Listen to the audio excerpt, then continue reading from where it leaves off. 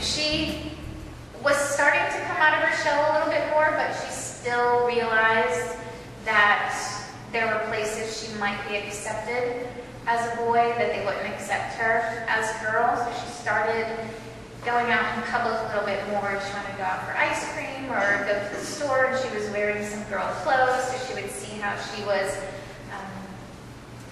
accepted. We were out in a store one time, and two teenage girls saw her with the boy hair, a boy jacket, and boy tennis shoes, but a dress on, and they started laughing, and in a not so subtle mock whisper said, "What is that? I don't even know what you would call something like that."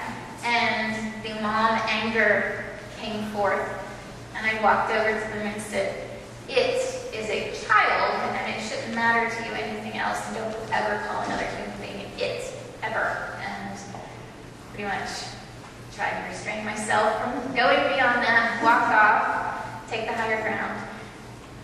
She went to a birthday party for a friend on a weekend, and we had a very hard time getting her out the door for the birthday party, because the weekends were always the time she got to wear her girl clothes and be a girl.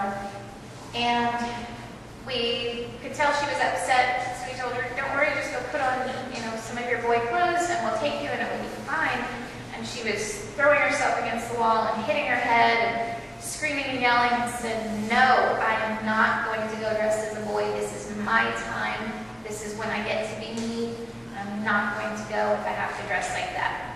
So she kind of was staking her claim on her time, her rules.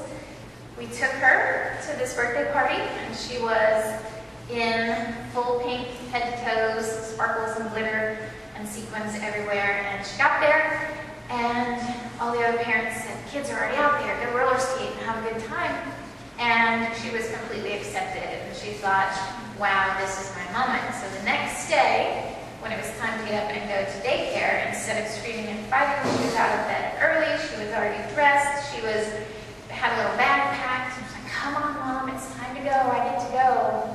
And instead of a fight, she was dragging me out the door dressed as a girl. That was Martin Luther King Jr.'s birthday. Very appropriate. So when we got there, I said, "Surprise, teachers, this is what you get to deal with today. I'm not going to work."